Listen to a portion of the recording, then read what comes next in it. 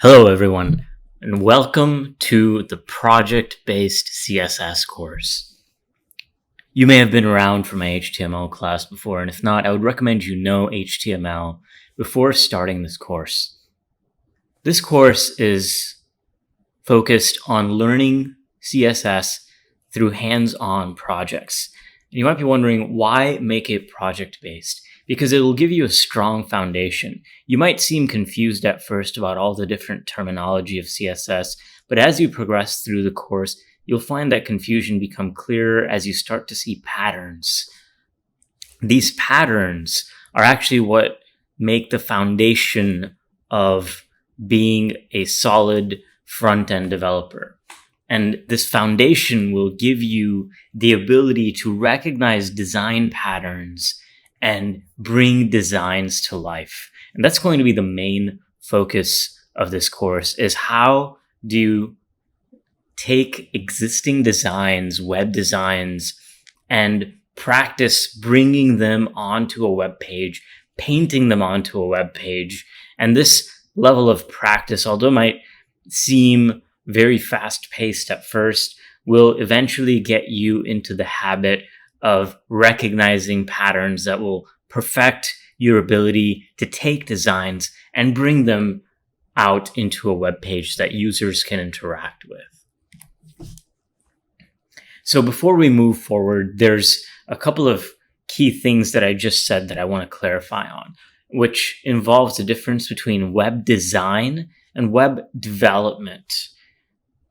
Web design is similar to the picture you see on the right. It's about ideation. It's about taking an idea and making designs that clarify what a user will experience when they interact with your web page. And that is the main concept behind web design. You're taking the user experience and designing around it.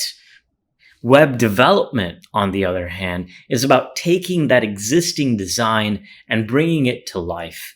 And CSS is at the intersection of web design and web development. And using these web design principles and web development principles, this course will show you how to go from one side to the other. Figma is a very popular software used in web design, and CSS is the de facto go-to language to take designs and bring them out into the real world, bring them to life. So this approach will show you how to take these web designs and use CSS to systematically create web pages that users can interact with. Now on to the specifics of the course, of how we're going to do that. We're going to take a look at 3 different Figma themes, 3 different pre-designed themes, and we're going to slowly bring a few pages from these themes to life using CSS. The first theme is an e-commerce theme, where users can select from products and purchase these products by adding them to their cart and other interactions that you may be used to in an e-commerce website. A second theme we're going to implement is a fine dining restaurant theme. This would be really useful in case you use your web development skills to help out local businesses, bring them online, and create websites for them. This fine dining restaurant theme will give you an idea of how to add things like menus and food pictures and other things like that, and how to create CSS that really brings out the aesthetics of these food items. The last theme we're going to take a look at is going to be a podcasting platform where users can go to listen to audio and listen to shows like radio shows or journalistic style podcasts that have done their research and are telling a story through the audio. So these 3 themes are going to be what will be covered in the course. And we won't be implementing the entire full-fledged theme from start to finish, but we'll implement key pages from each of these themes to give you an idea of how to write CSS based on given existing designs. So let's get started. Welcome, future web developers, learners. Today, and in this lesson, we're going to take a look at a popular web design tool called Figma. And we'll use a Figma design that's available online as a baseline point for this project, this e-commerce project. The specific e-commerce theme we're going to be looking at is called Shop. You can find this on figma.com community file. This URL is in the text lecture along with a couple of other helpful resources. On Figma, you'll find many other themes that you can use for practice and develop your CSS skills by finding projects that you're interested in. Although there's a live demo available, we're not going to look at that. You can use it for reference, but we're going to be designing this theme from scratch just based on its Figma file. So in order to access its Figma file, go ahead and click duplicate on the top right here, and that will open up the Figma theme. At first, it's just the cover, but on the left, you can go to the design here under pages. When you click on design, the whole design will appear along with several different pages, mobile designs, all of that. For the next several lessons, we're going to focus on the home page here. So I'm zooming in to this home page design, and it looks like this. In order to start writing the HTML and CSS, to be able to design this page, first you also need to have installed a text editor. The text editor I'm using here is Visual Studio Code. There are a couple of other text editors available like Sublime Text that you can use. And the other thing I have here is an empty folder on my desktop for the shop theme. All of the work that we're going to be doing is going to be inside of one folder. So I'm going to open up that folder.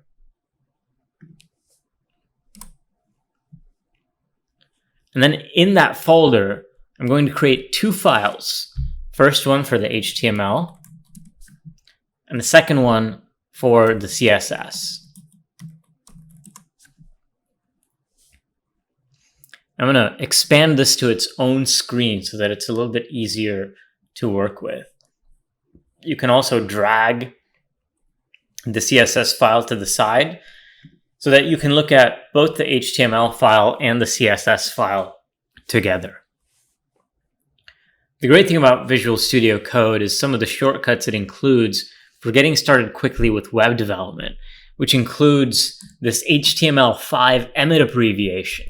When you highlight it and tab it, it automatically gives you a HTML template to get started with. The only thing here I'm going to change is the title, which I'm going to rename to Shop E-commerce Theme. And again, we're redesigning this theme from scratch, implementing it as a website using code. So the theme itself is only used for learning purposes. It's the code that actually brings that design to life, adds the interactions and other elements to it.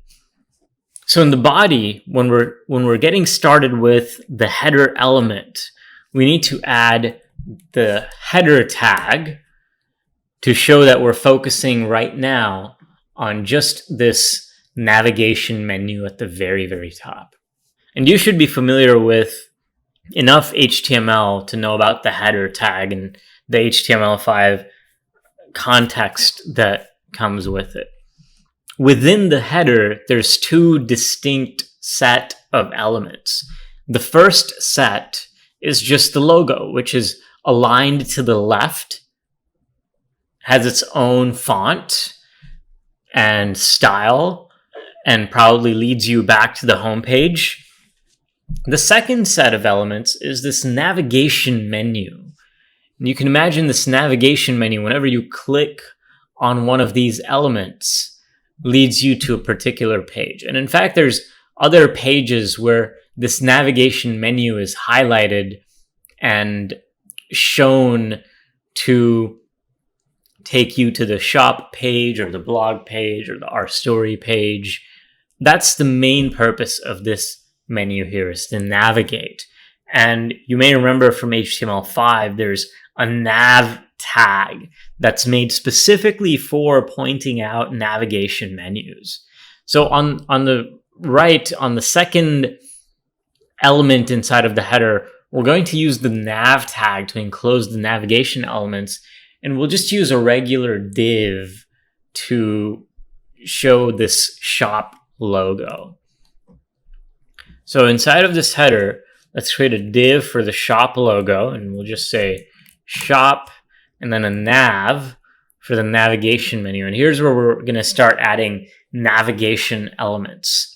Now, whenever you think navigation elements in HTML, your mind should automatically go to the link tag, the ahref attribute. So we'll say link, and whenever there's no particular destination that you want to go to, is just a pound sign.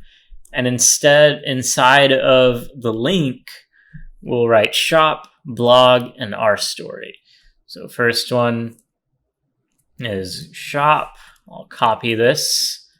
And second one is blog. And the third one is Our Story. The thing about just having plain HTML like this is that we need some way to target the CSS styles that we're about to apply to these elements. And we're going to start adding class attributes to these for that exact purpose. Because whenever you want to target your elements with CSS, although you can use the generic body tag and header tag, you want your styles to apply very specifically, more specifically than just regular HTML tags. So let's finish out the rest of the navigation menu here. There's a span. I'll add a span as the separator. And this is the pipe symbol here. If I zoom in, you can see there's a pipe symbol, and then there's 3 more logos afterwards. And these logos I'll show you how to download and add to your project later. But for now, we'll have just a container for these logos. And that container is going to be a link that will contain these images inside of them. A ref is pound, and we'll leave some space here and add 2 more link tags for the image logos, the logo images that we'll add here. Okay, so let's enhance this HTML. If this was just plain HTML, this might be okay. Let's take a look at what it will look like. Going to open this as its own file in the web browser. So it looks like this. And you might be thinking it looks nothing like the design right now, but we'll get there. That's what CSS is for. CSS is there to make it look pretty.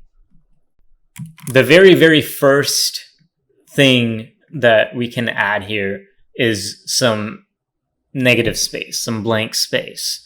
And the most massive amount of blank space is actually on the border of the body, on the right, on the left, on the top. And this kind of blank space, this negative space, is there to space things out to look more appealing, to look like a better design. And this negative space we can add directly as padding to the body. So let's select body and give it a padding of 5 rem. These rem units are a way to measure things digitally. rem units automatically adjust to the device font size and are more cross-device compatible versus other units, for example, pixels. Pixels are fixed width, and they're not as compatible across different devices as rem units are. And so let's take a look and see if this had any effect on our design. And nothing happens because we haven't linked the CSS file into our HTML. The way we link these two files together, as soon as I type link, VS Code is good enough to suggest me this link CSS file action. So I'm going to highlight it and tab select it. So the proper way to do it is link rel equals style sheet, href is shop.css. If your CSS file was outside of this folder, you'd have to do a double dot and go out of the folder to select the CSS file, but make sure that it's in the same folder as your HTML file, exactly like this, and then these two files should connect. So this padding that we added to the body should add a fair amount of negative space to our page and space things out a bit better. And you can see that's happening now. There's a fair bit of negative space to the top and to the left. The next thing I want to address is the placement of these two elements. When I take a look at the shop logo and the navigation elements in the designs, they're actually on the same row. They're horizontally aligned with each other. Versus on the actual web page, they're stacked on top of each other. One of the ways to zoom in and get a better idea of how a particular element is being rendered is to right-click and click Inspect or Inspect Element, and it'll give you an idea of some of the properties of each element. For example, when I highlight over the body, it shows me several properties about the body. This is the padding that we just added. Over here, it shows that it's 80 pixels. So my screen is using a font size of 16, making 5 rems equal to 80 pixels. 1 rem is approximately equal to 1 font unit. And that font unit can change depending on the device that you're on. It may be 12 pixels, it may be 16 pixels. So that's why rem units are more compatible across different devices, because they take into account the system font size. So in addition to this padding, there's also border and margin, which is part of the box model. We're not going to get into the box model yet, but just know that padding is a way to move elements within a parent element. And then margin is a way to reposition an element by adding space above it, using margin top, to the left of it, using margin left, margin right, margin bottom. Those are two ways to reposition elements on the page. But what we're really interested in is this header element. Note that the shop div is stacked above the nav.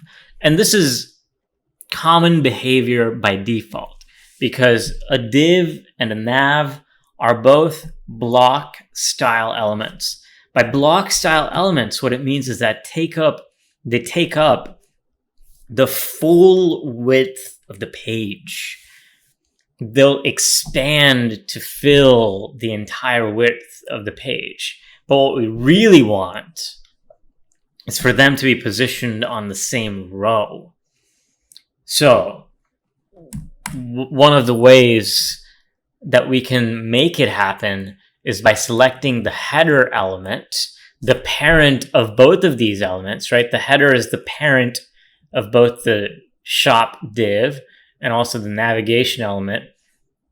So we can take this header element, give it a display of flex. So it's not a block style element anymore. It's not a display block. It's now a display flex. And the direction we want this element to move is row. So now it will position its children elements, its child elements, like div and nav, into a row format instead of a column format like it was positioning before. We're not going to get into the full features, all the different features of display flex, but know that it's a very powerful tool and useful tool for organizing elements. The technical term is flexbox, and you can use it to right align, left align, center elements, do all sorts of things that work really well. But for now, the only property we're interested in is flex direction row with this header that's display flex. So now as soon as I refresh the page, you'll be able to see that the element went from being underneath, stacked on top of each other, to now being shown in a row. There's one other stylistic change we can make with this text here. A couple of them, actually, a few of them. And then we'll move on to adding these icons into the header. But a couple of stylistic changes we can make to the link tags are to give them a font that's different, a sans serif font, and to adjust their color and underline here. Let's target the link elements using A, and we'll give them a color of black, and then we'll give them a text decoration of none. The text decoration none property will remove the underline. So when I refresh, you can see the underline is gone, but my mouse still becomes a cursor, the hand, when I mouse over them.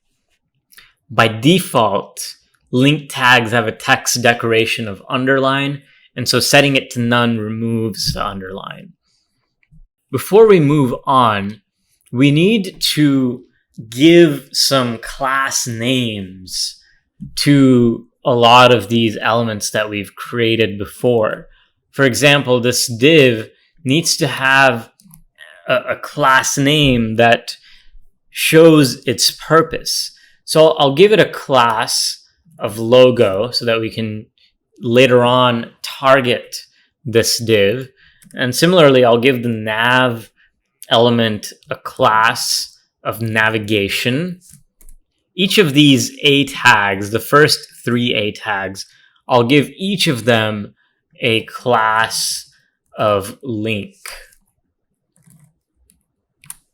This will allow us to add more styles that are higher priority and can overwrite default styles that we've selected with just these HTML tags.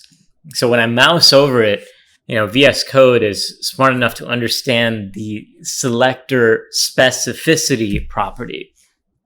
And it's a 001. I'm not going to go into what that means yet, but just know that how specific a selector is and how high it's prioritized with its styles are related to each other. So the more specific you can make your selector, the higher the likelihood of your styles being applied. Some people might give IDs as a way to target elements. And when you give an element an ID, the selector you use to target it is the £sign or hashtag. But IDs are a very specific high priority selector, and they should be reserved for when you find a bug in your code, when you're just trying to apply styles that are not applying. That's when you should reserve use of IDs. The best practice is to actually use classes which use a dot as their selector. So when we want to target the navigation element, we add a dot in front of the navigation tag to select it. And this is where we'll change the font size and family to be a sans serif font family. Now, VS Code is smart enough to give us some suggestions on which ones to pick. And the most common sans serif fonts that are available are Helvetica, Arial, sans serif. So what this means is that it'll use the system Arial font, otherwise Helvetica, which is commonly available on Mac computers, or it'll use the default system sans serif font. The other thing we want to do is give the navigation menu a fixed width. And I've played around with this a little bit and found a width of 35% to work fairly well. Percentages are another unit of measurement that you can use. 100% takes up the full width of the parent element. So keep that in mind. It doesn't take up the full width of the page, it takes up the full width of the parent element. In our case, the parent element is header. So it'll take up, in this case, 35% of the width of the header element. And then the last thing to note is that we want these elements to be right aligned to the right. And the property that helps you do that is margin left. It might sound a little bit confusing that if you want to right align something, you have to give it a left margin. But by setting the left margin to auto, it automatically sets enough space on the left to push the elements to the right. Remember, margin is white space or blank space or empty space. So what you're telling CSS here is you're saying set enough blank space to the left of the element so that the element becomes right aligned. And here, make sure you've saved both of your HTML and CSS files before you check the styles to apply. So once you've saved both of these files and refresh this page, you should start to see the header come together a little bit. The next thing we're going to do is add the icons to the navigation menu here. Notice that there are these 3 icons in the Figma file inside of the navigation menu. The spotlight icon or the search bar, the shopping cart icon, and the account icon. So the way you download these icons into your project folder is by double-clicking on the icon, then under this design tab, go to export. And this part is important. Make sure you select SVG as the export file type. And once you export the icon, give it a name that's easy to recognize, like search. I'm going to do the same thing with the shopping cart. The shopping cart icon is a little bit weird, so make sure that when you right-click and select layer, when you mouse over select layer, it's actually the shopping cart icon that's selected. And same as before, expand the export menu, select SVG, and export shopping cart. I'm going to export it as cart.svg. And the final icon you want to export is the account icon. So I'll call this account.svg. That's how you download icons from a Figma file.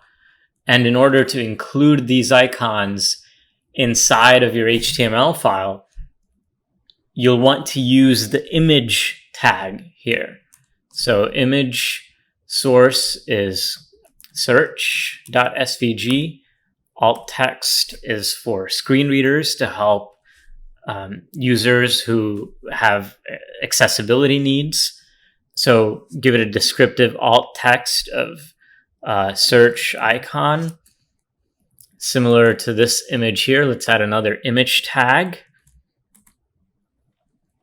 Source is cart.svg for the second image. Alt text is shopping cart. And then a third image for the account, account.svg. And alt text is my account. Just something helpful for the screen readers to provide a good description. Similar to how we added classes for these links earlier to be link, we're also going to add classes here. But since these links are not text links, they're actually image containers. They contain the image inside of them. I'm going to give them a class of icon container. I'm going to give that class to all three links that have icons inside of them.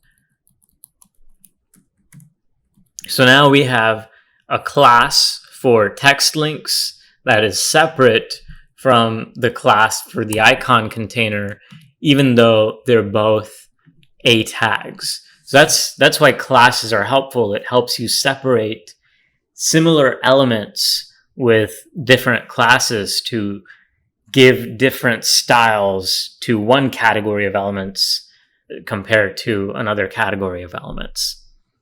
Let's take a look at how this looks.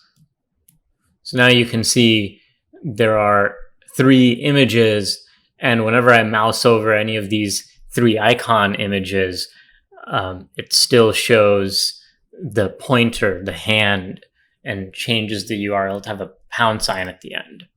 Once we space these elements out, they'll take up the full width of the navigation menu. To give you an idea of what setting the margin earlier did, this is the full width of the header. This is the logo, just a standard div on the left. And this is the navigation menu. Notice how there's a margin left of 795 or 797 pixels automatically applied in order to space this element all the way out to the right. Okay, so margin is applied outside of the element. Padding is applied within the element. So this margin is large enough to make this element appear to be right aligned. The blue area is the actual width of the element. So the blue area makes up for about 35% of the header. That was the width that we gave this nav element. And once we add some spacing to these elements, it'll start to take up the full width of the navigation menu. So hopefully this has provided a fairly decent introduction on linking your CSS file into your HTML. In the next lesson, we're going to sharpen up the look and feel of this header to match more of this design right here. We're going to add more spacing. We're going to go into downloading fonts with the header and other things like that to really sharpen up this header, bring it into focus to be similar to the design that's been laid out for us here. That's all for now. Tune in for the next lesson. So far, we've set up our project, taken a look at a nice design on Figma for an e-commerce theme that we want to implement, connected HTML and CSS file together, and started writing some fundamental HTML and CSS code that brings that design to life. Taking a look at some of the code we've written, we've discussed how to target specific elements just based on their regular selector, like body or header or a link or an A tag, and then also targeting it more specifically with a class name like navigation. And we talked about best practices around using class names over IDs and other ways of selection to implement specific styles like font family, width, alignment. Now we're going to really focus in on this navigation menu here and try and bring it up to snuff and make it appear closer to what the designs have actually laid out. Additionally, there are a couple of stylistic changes I'll introduce, like underlining on hover to make specific actions stand out, and other things like that. So first, let's implement that underline on hover, because just changing the cursor is not expressive enough to show that, hey, this is an actual link. So maybe by changing something visually, it will help visitors stand out and understand that this is an actual link that leads elsewhere and they should click on it. So when you want to introduce a stylistic change on hover, there's a feature called a pseudo class that allows you to apply certain styles only when a particular action occurs. And we're going to introduce the pseudo class for these particular links here: shop, blog, and our story. And these links will target with the link class when we're having a link selected, and that link is hovered, which is just a colon. So this colon is the pseudo class selector, and hover is the name of the pseudo class. And when we hover over it, we're going to bring back the text decoration that we took away earlier and make it underlined. So now when I hover over these links, they'll show an underline again. Minor adjustment, but it helps with the user experience. Another thing I want to introduce is, since we've given this navigation menu a fixed width, let's also give it a particular height. And this time around, I'll give it a height of 3 rem to match eventually the larger font size of this shop element. This height isn't going to make any noticeable change yet, but it'll be helpful when it comes later on to centering everything and vertically aligning everything. The last thing we want to do here before moving on to the icon containers and styling those is let's give these more spacing between each other. To give them more spacing, we can actually just give them a particular width. So let's select all of the links that we have, give them a display of inline block, which allows us to set the width to be 5 rem units.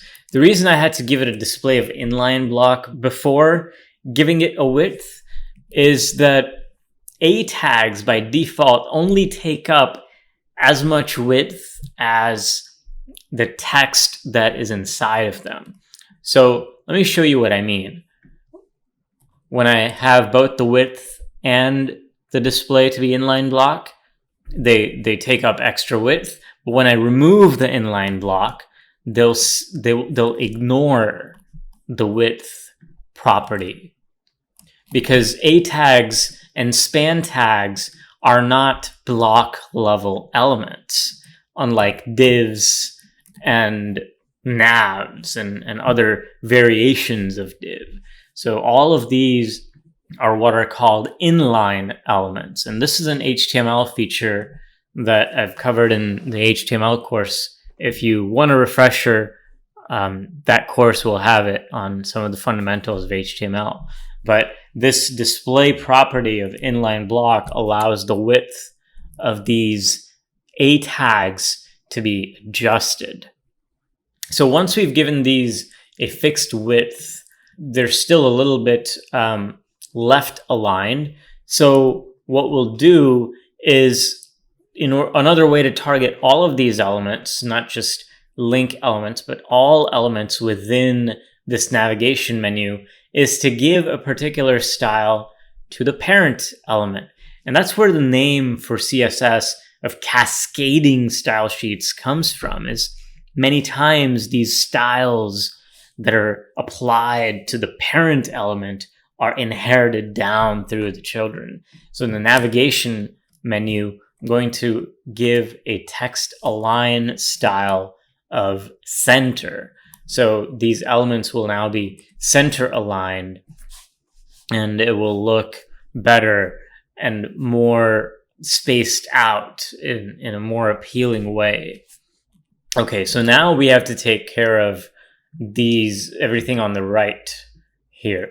The left side seems fairly good looking now and matches the design for the most part, with the exception of the logo here.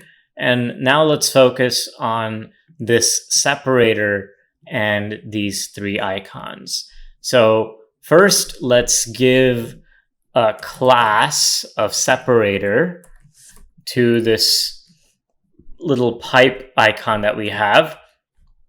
And eventually we'll be able to adjust its width as well. And similar to what we did here with these links, by making them inline blocks and giving them a width, let's do the same thing to the icon containers. So we'll say .icon container. We'll also give that a display of inline block.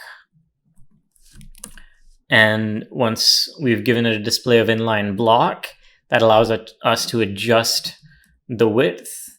And since the icons are smaller, let's give it a smaller width of 3 rem. So let's see how that looks. Okay, now these are also spaced out, but notice now the separator is starting to look a little bit smaller than we might be used to it looking. And the other thing is that the separator is actually a gray color and is kind of vertically aligned in the middle. So if the nav bar were purple and had a particular width, the separator would be in the middle with equal distance on both the top and the bottom of that separator. Whereas here we have, you can see when highlighting this separator that there's more distance above it than there is underneath it. So we'll make these minor adjustments to the separator as well. Let's select the separator tag, which is this pipe icon here. We'll also give that a display of inline block so that we can then set a width of 3 rem. And we'll make the font size a bit bigger. Since it's just a regular character, we can enlarge it, give it a larger font size. And font sizes can also use rem units. So we'll give it a font size of 1.4 rem and give it a color of gray. So now there should be additional spacing between the left side of the navigation menu and the right side. And that's all because of the styling that we gave the separator. Now there's one other quirk here that this navigation menu is missing. You may be able to notice it, but it's kind of a very minor thing to notice, which is that when you look at the baseline of these items and compare them to the baseline of the icons between the design and the actual website, you can see that because of the way the icons are a little bit bigger than the font size, the fonts are aligned to the bottom. And the icons are also aligned to the bottom, but the icons are a little bit bigger than the font size. So we need to push everything up a little bit. We need to vertically align it in the middle. So we do have this text align center property in the navigation, but that aligns everything center of left and center of right. So that's a left-right alignment. We need something similar for top-bottom alignment. To accomplish this in a clean way, we need to go back to the display flex property.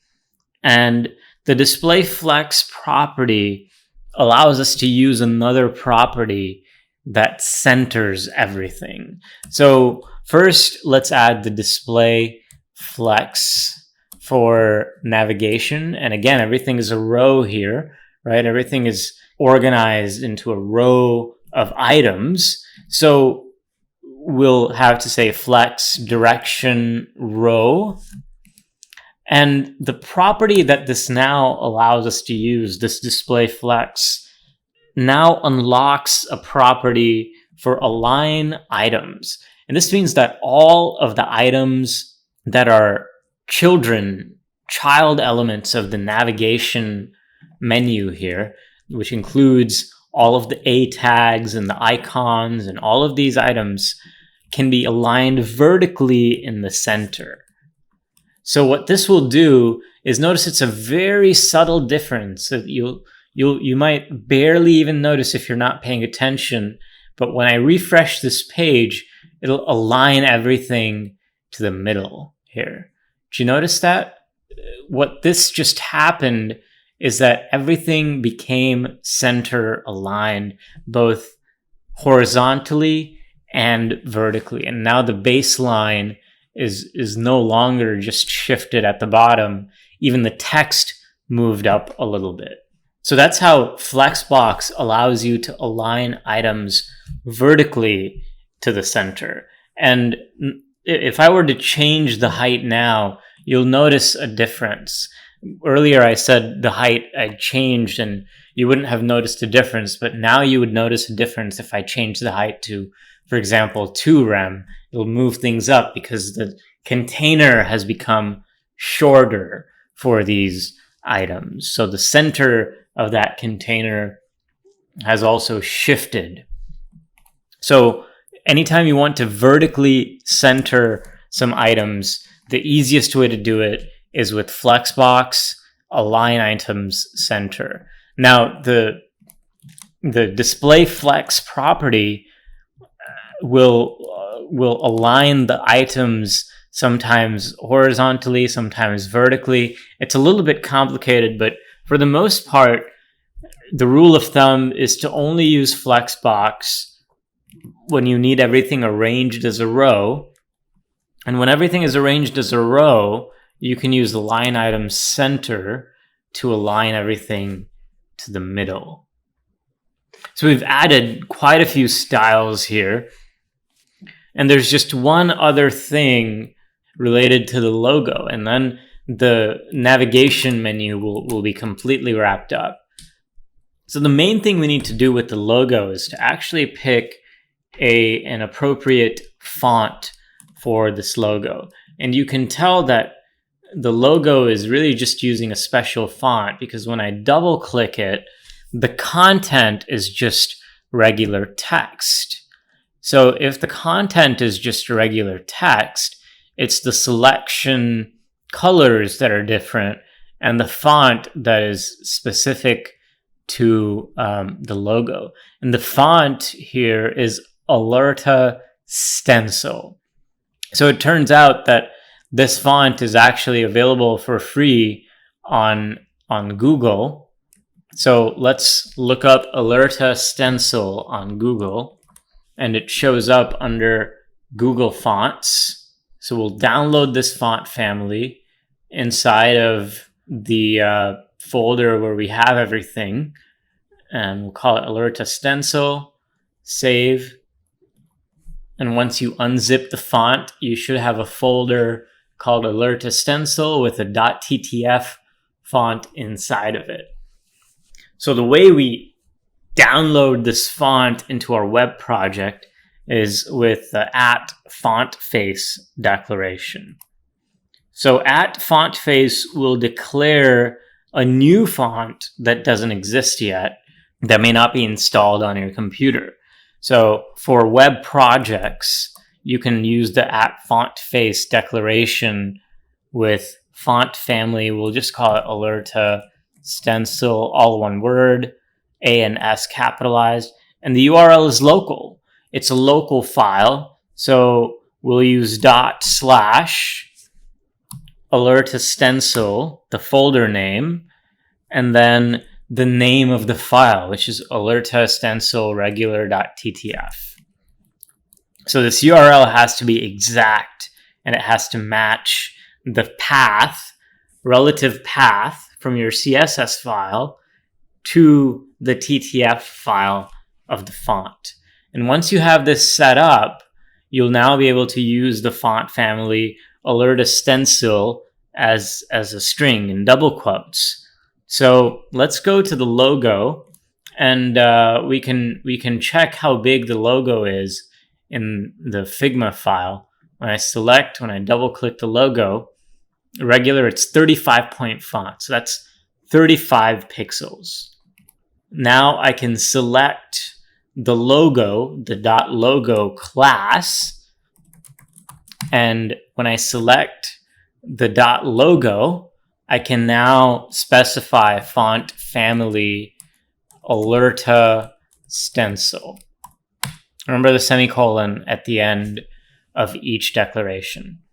The other thing I'm going to do is the font size to make it bigger, and that is going to be 35 pixels.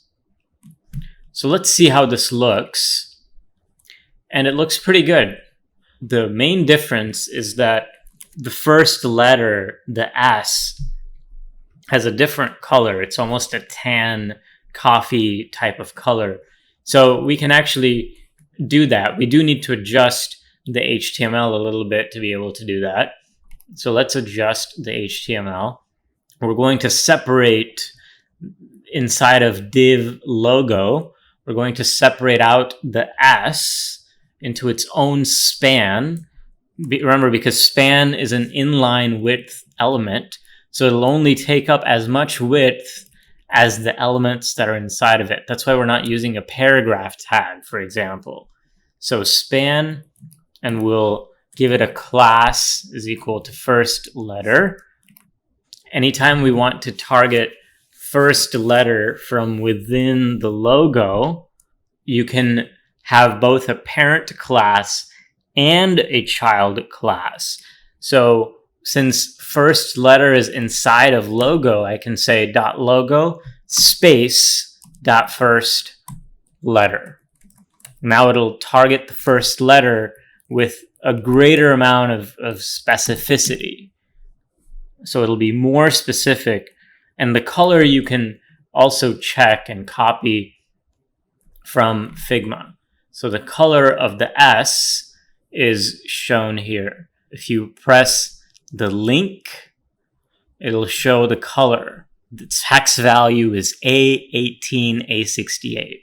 So I'm going to copy that, A18, A68, and give the first letter a color with the hex value of A18, A68. So let's see how this looks now. And there we go. So now this navigation menu has come to life. Now this is the full nav bar that you see based on this particular design. I know there's a lot of concepts that have been introduced here, but just don't worry about fully getting a grasp of them yet. You'll have the chance to relearn many of these concepts, and we'll revisit them each time with a little more in-depth explanation each time. But the main goal here is to be able to take a design and bring it to life by scrutinizing every detail of how the elements are laid out across the page and how you can use spacing to your advantage and how you can work with Figma to bring these designs to life. So that's how you take a nav bar, a navigation menu, and bring it to life on a web page using CSS. The next time, we're going to take a look at the main body of this design, and we'll bring that onto a web page. So stay tuned. Now, this is a good time to review all of the concepts we've covered so far and getting to where we're at now. Here's our Figma mockup that we've been referencing this whole time. And with the code that we've written so far, we've gotten the header finished. So this is the header with a HTML title of the shop theme. And you may think that, oh, well, this is still just the beginning, but this is actually one of the harder parts because it covers a lot of conceptual roadblocks that often get in the way when starting CSS. So let's cover some of these conceptual roadblocks that we've written down as code. First, we started with the HTML with the header tag and created a left div logo with the shop title inside of it. And then we created the right div, the navigation class, to allow us to navigate through the web page. Now, so far we've been using href, $, this hashtag character, but in a real website, this href link would actually link to a different page where you'd load a separate HTML file, and that separate HTML file would have its own styles relative to that page. And that whole process is called routing, and it's outside the scope of what we're doing here. So we've just been using this hashtag character as placeholder. And we've also added the separator and 3 icon classes here, each of which we've styled appropriately. There's a style for the navigation class, which is this whole nav element here and many of its children. Remember, CSS styles cascade, so any styles that you don't specify are often inherited to the child elements. Not all styles, but several styles. And that's this whole idea of cascading in CSS. And we added several styles. We went over the differences in the different kinds of display. There's inline block. And we also use display flex to align items horizontally and using this flex direction property at the very, very top level.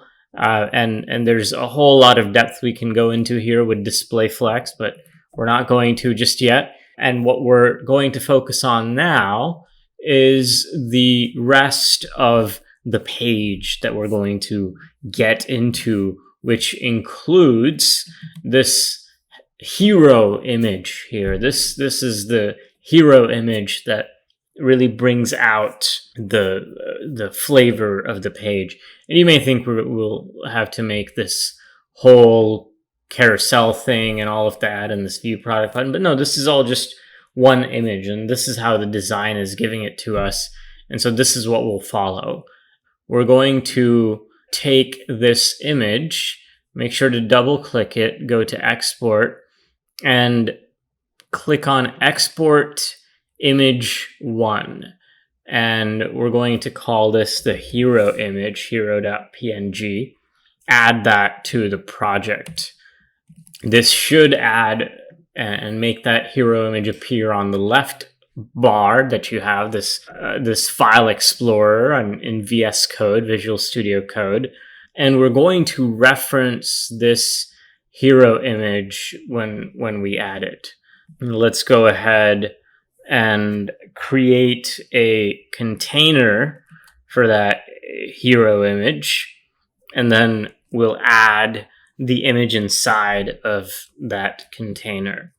Let's go down here, and the best practice for HTML5, once you get to the main content, the crux of the page, is to use the main tag to enclose everything. So that's what we're going to add here on underneath the header.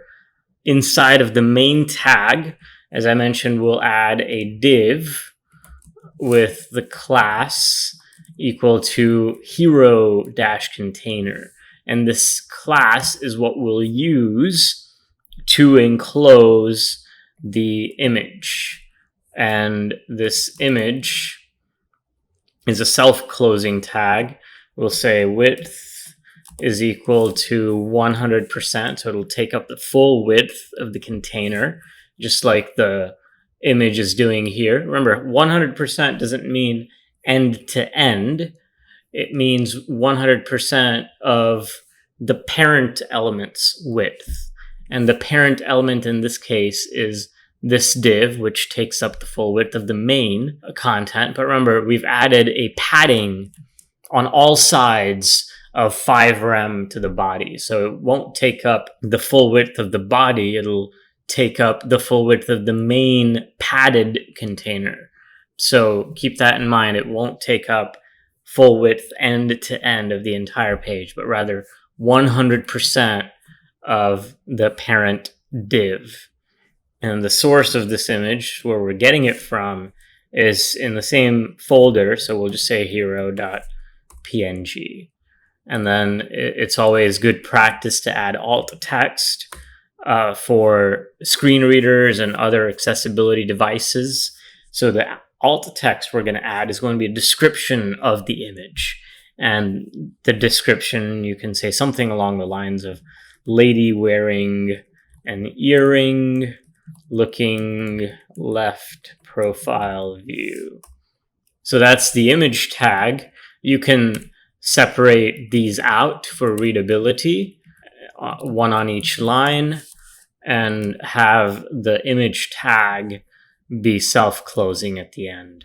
So let's see how this looks. Let's see if we need to add any other styles to this hero container before we move on to the next part. So we'll refresh here. It looks okay, but the top here is a little bit squished in. So there's more spacing, a little more spacing between the shop logo and the hero image. This looks a little bit squished, not a whole lot, but still a little bit. So let's add some more white space, some empty space. That it has a more spaced out look to it. In order to do that, we'll go to the bottom here. It's a good idea to add a comment. These are CSS comments, the /*, or if you're on VS Code, the shortcut is Command and / this key right here.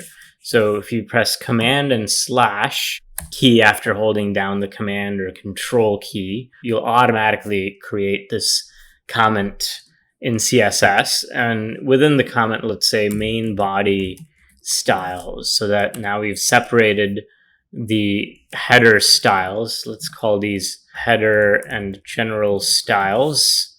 Actually, let's call these general styles. We'll call these header styles. It's good to comment your code, add some space, and this way the code is easier to read. When somebody else reads your code, they should be able to follow along really well and understand what's going on by just reading your code.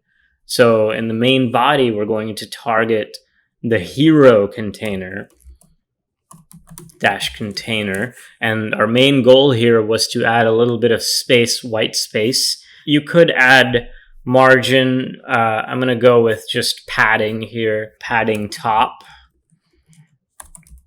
of 1 rem. Remember, we're using rem units here because they're relative to the screen size, to the zoom level. So it's a little bit better practice in terms of readability to use rem units whenever you can. And now let's see how this looks. So that's better. That's a little bit more white space, empty space, negative space, however you wish to call it, added after the navbar before the hero image. In the mockups, there was this view product and gold big hoops and this navigation menu, but they don't really give us which other images to add. So we're going to skip that part.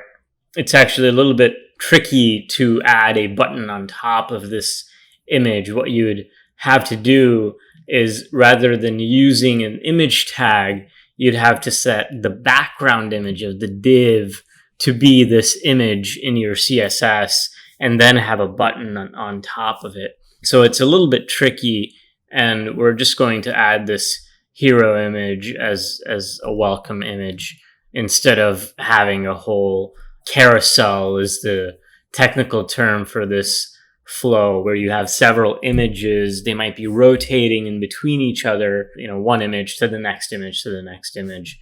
with interaction on top of each image. So we don't have the designs, the mock-ups for the entire carousel. So we're just going to have the hero image be and stand on its own as a welcome image. And let's move on to this next part here. Shop the latest and this view all button.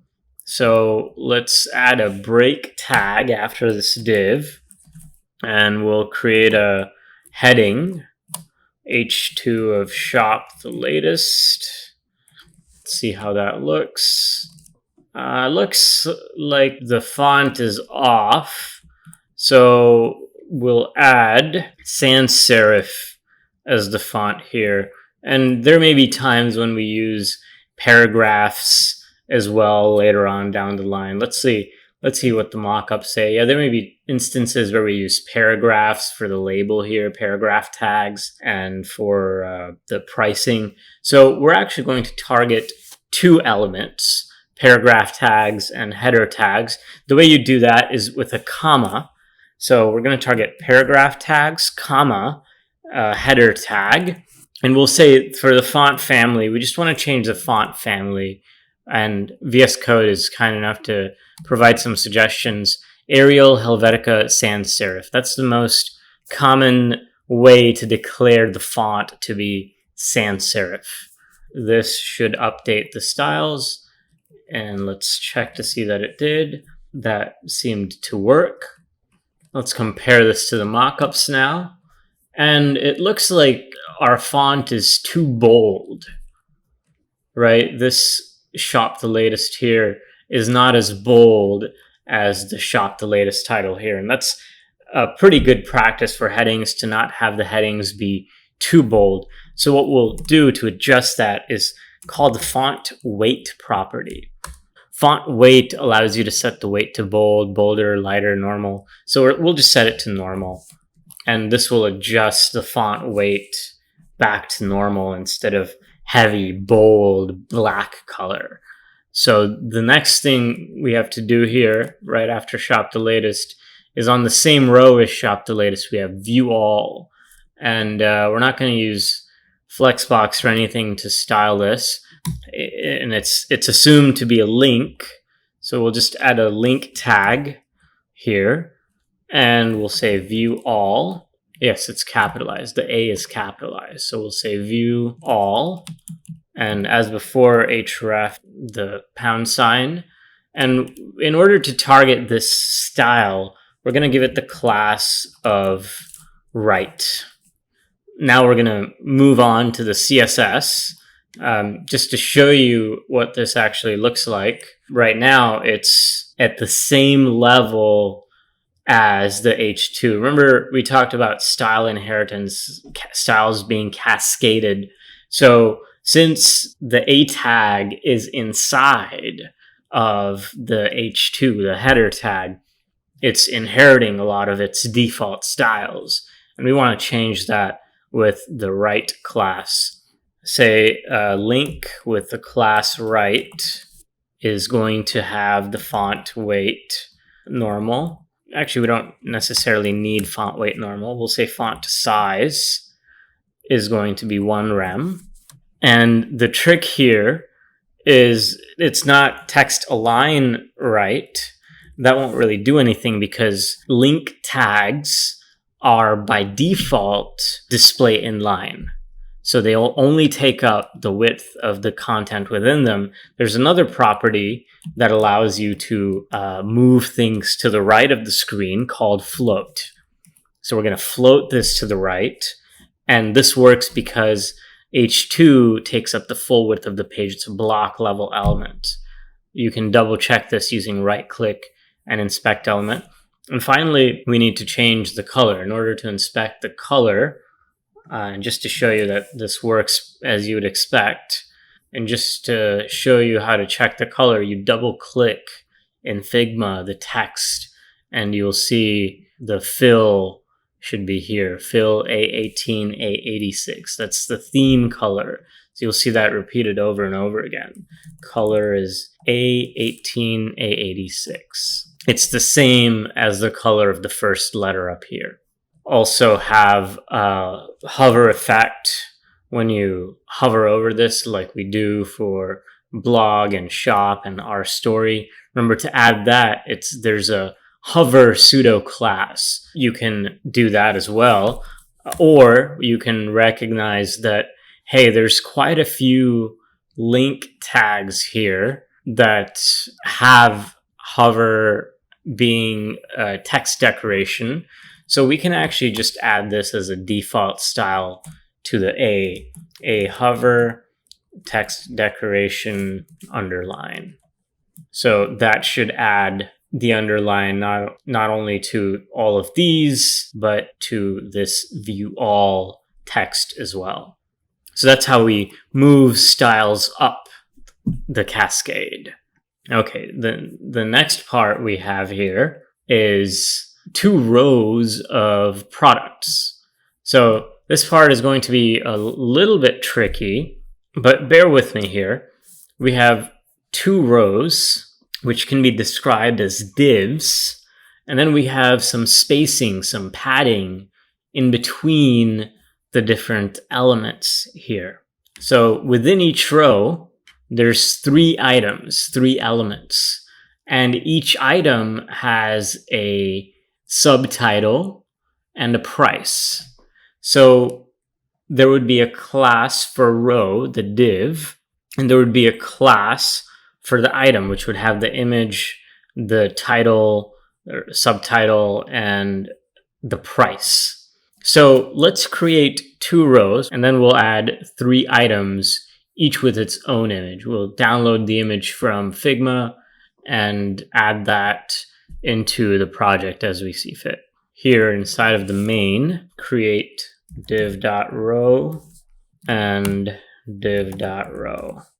So those are the 2 rows.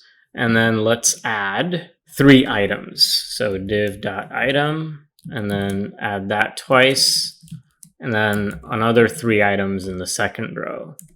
They all share the same class. That's the other benefit of classes, is that you can repeat them. IDs is not a best practice to repeat them. So keep that in mind as to why classes are more flexible than IDs when using them in CSS. Before we move on, let's download the images. We'll add them inside of image tags here. So to download these images, double click on the image until you see these radius markers on each corners, on all 4 corners. And then this time we can just export them as default PNGs. Export image, we'll download it as Lira. Same thing here, export image, download it as HAL. Download this one as Kaide. For the images with masks, make sure you right click and go to select layer and select the image itself. It should be at the very bottom. So image 04, and I'll export this one as hairpins, export this one as plain, and same with this one. Make sure you select layer and go to the image itself. I'll export this as Yuki. So now you should have 6 additional images in your project folder for each of these products that are shown here.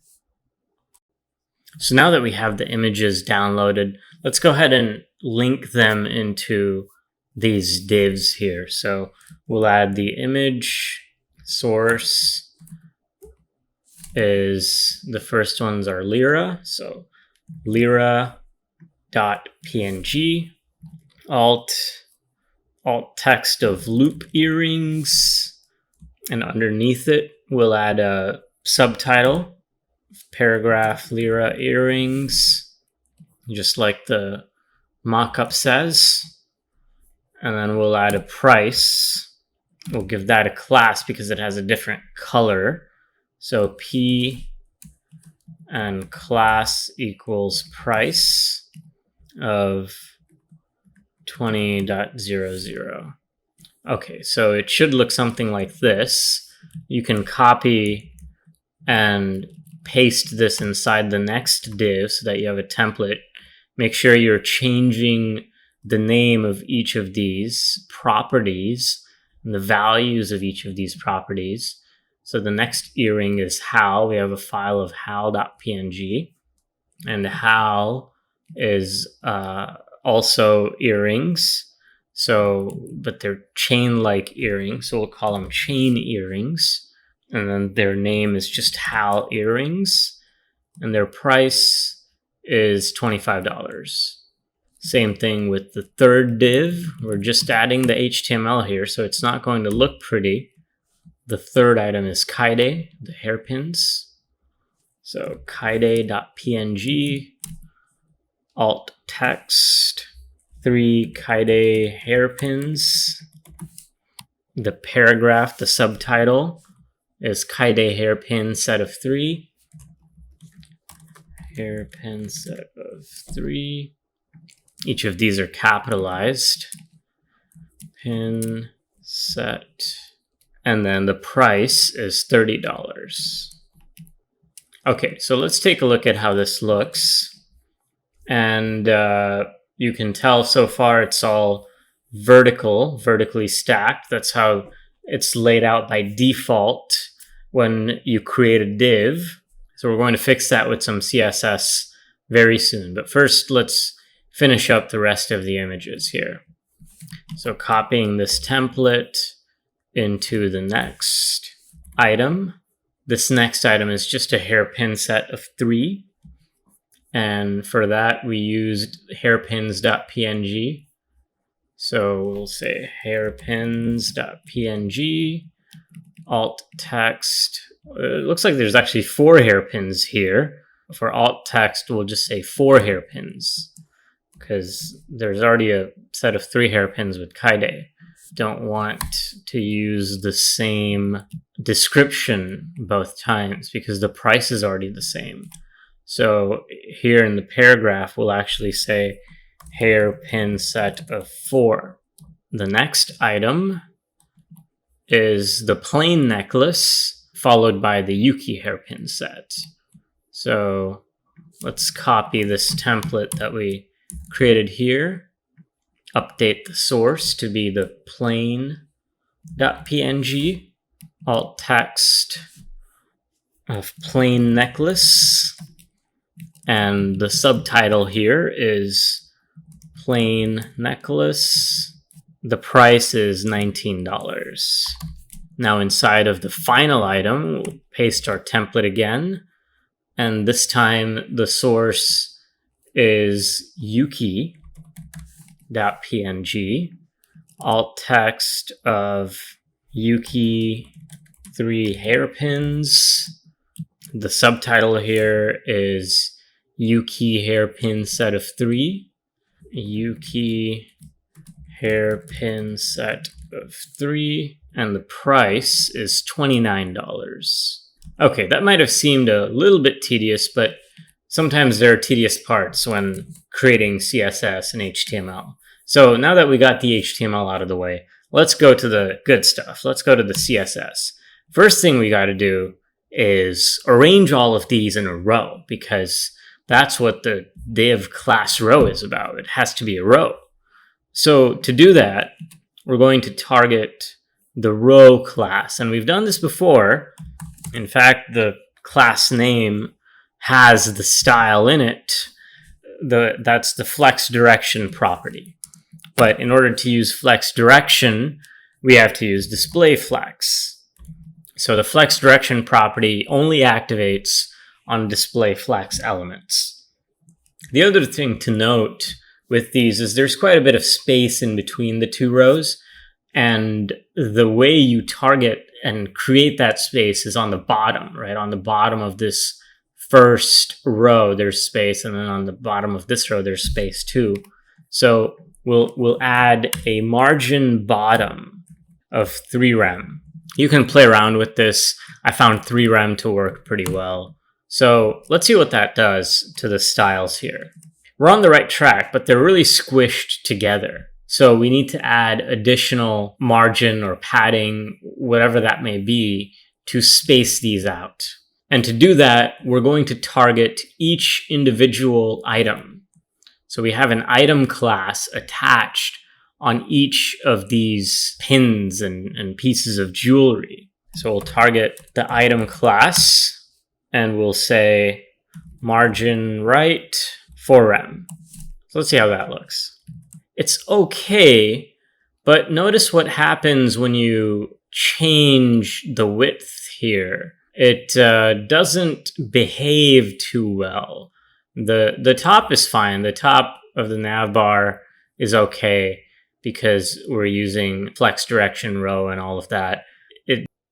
So previously, we created the main section of this shop theme, starting with the hero image up here, going down to the shop the latest with a product catalog showing the 6 main pieces that we have available in this theme, the 6 main pieces of jewelry. So most of the theme, the homepage of the theme here, is already finished. The last thing we need to do is create a footer. The footer will have things that allow your users to navigate the rest of the site and provide additional information like the copyright and links to other pages that your users can visit that are not available in the navigation bar here. There may be several other pages that you want to have on your website that are not important enough for the navigation bar for most of your users, like, for example, a careers page where people can apply for jobs at your site, a blog page. Well, this theme already has a blog page, but sometimes the blog is not as important of a draw on certain websites that you may want to keep it at the bottom of your page instead of having it in the nav bar. Another common page to have in the footer is a contact us page where users might be able to fill out a form to contact you or the webmaster about improvements to the site or just general feedback, other things like that. So now we're going to create the footer, and that will wrap up the series of videos on the home page of the shop theme. And we'll get on to other pages. So let's take a look at the code we have so far and review some of the things that we've done to bring this home page to life so far. And this is something along the lines of what your HTML should look like. You should have a doc type HTML, a head, a body with header and main.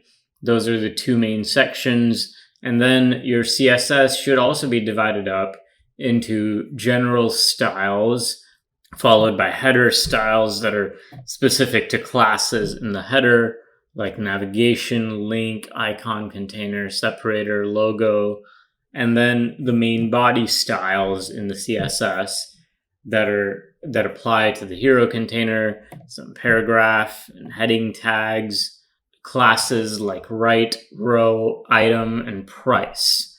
So that's what your CSS should look like so far. And now let's move on to the footer styles. Before we get to the footer styles, we're going to create a tag of footer in the HTML starting around line 74. And then we're going to add the main elements that are in the footer based on the design. So based on the design on Figma, you can see that the footer has 3 main links: contact, terms of service, shipping and returns, along with a place for you to enter an email, get a newsletter, and some copyright information. The main thing we're going to focus on here is contact, terms of service, shipping and returns, and a subscriber field for getting and opting in to the newsletter.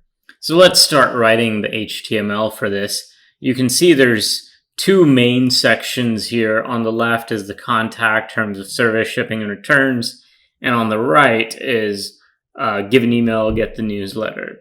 So you'll see how we divide up these 2 sections into 2 divs, which kind of makes sense. And we'll give each of these two divs unique classes so that we can style each of these containers appropriately. So the first div, we can give a class of footer-links, and this will have 3 links: contact, terms of service, and shipping and returns. So let's create an A tag, a link tag. For the href attribute, we'll just use a £. Again, in real websites, this £, links to a separate page in the HTML. But routing is beyond the scope of this particular course. Just this is where you would link to other pages on your website. So the first link says contact. The second link says terms of service. And the third link is for shipping and returns. After that, we'll have a second div for the newsletter. So let's call this div, give it the class newsletter container. And the newsletter is just an input, a text input. So type equals text. The input is a self-closing tag with a placeholder of, let's see what it says, give an email, get the newsletter. You can double check the names of these links is also correct. Give an email, get the newsletter.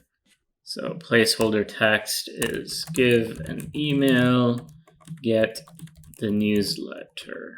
And one thing that we'll probably want to do is download this arrow image.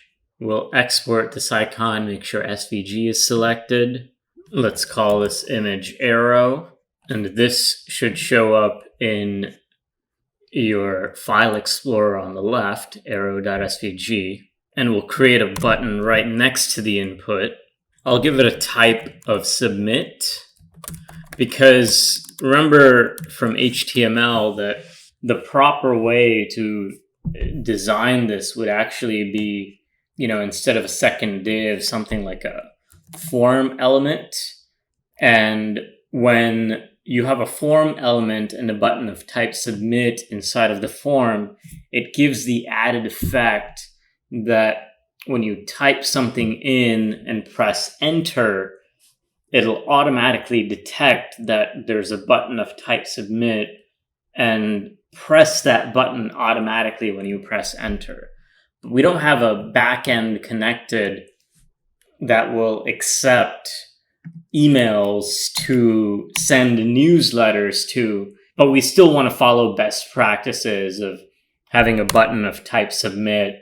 So what we're going to do is just keep the type of submit. It doesn't make any visible difference, but it's still a best practice in HTML that I'm reminding here and I'm introducing here.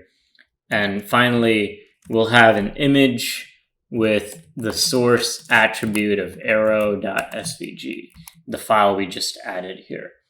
So we'll get to the styling part very soon here, but I want to show you what this looks like as just plain HTML. It doesn't look that pretty yet, but the HTML is there. The contact, terms of service, shipping and returns all have an underline when you highlight them. And underneath it is an input with a button showing an image.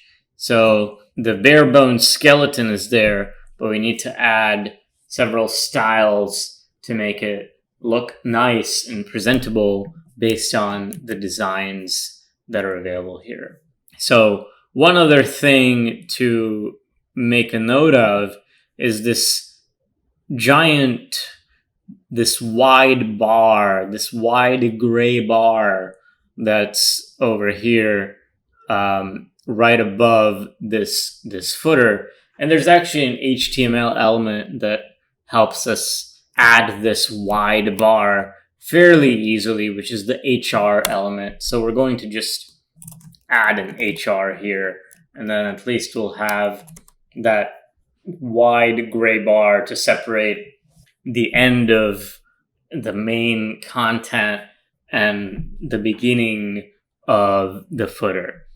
Let's move on to the styling, the CSS. And the first thing I want to target is just the footer element as a whole, because notice that these two divs that we created are stacked on top of each other, but we want them to be laid out in a row. And again, this is a style you should be familiar with by now. What we do in situations like these is add a display of flex and a flex direction property of row. The last thing we're going to do is, for the footer tag at least, just give it a little bit more spacing after the HR, this long gray bar here. We're just going to give it a little bit more spacing, and you can do that by adding a padding top 2rem. So let's see how this looks. It's getting there. We need to space these out a bit, and we need to sort of soften these links here in terms of font and color. So these links are sort of a color gray. They use an Arial font, not a Times font. So we'll use our sans serif family for footer links, and also separate each of them from each other. They're kind of very close to each other. We need to separate them out. So we'll target each link inside of footer links. And by that, I mean we'll target the A tag inside of the div with the class name footer links. So footer links, and we'll target each individual link inside of footer links. And we'll give it a color of gray to soften the font. And we'll also give it a font family of Arial, Helvetica, sans serif. So via Visual Studio Code gives that as a suggestion. And finally, in order to separate them out from each other, we'll give each of them a padding right of 2rem. We only added a padding right because padding left would give them too much of a left padding and remove the alignment from the rest of the page. So we only want them to separate from each other from the right. So you'll see these styles make them a little bit softer and help them align to what's shown here in the designs. Next, let's move on to the input and the button pair here. So what we're going to do is we're going to target the newsletter container, which is this second div here. And we need to remove this whole boxed in look that the input currently has and make the placeholder more visible because it's getting cut off. So we need to make this input bigger, remove the boxed in look, give it a bottom border, and have the button sort of blend in to the input. So it should look similar to this, and right now it looks kind of like this. So let's start with the input and the button. They both have a white background, same as the rest of the page, and here they kind of don't. So we'll target both the input and the button and remove their borders, give them both a consistent background so that they can blend in with each other a bit more. So let's target the class newsletter container, and within this class we want to target the input button.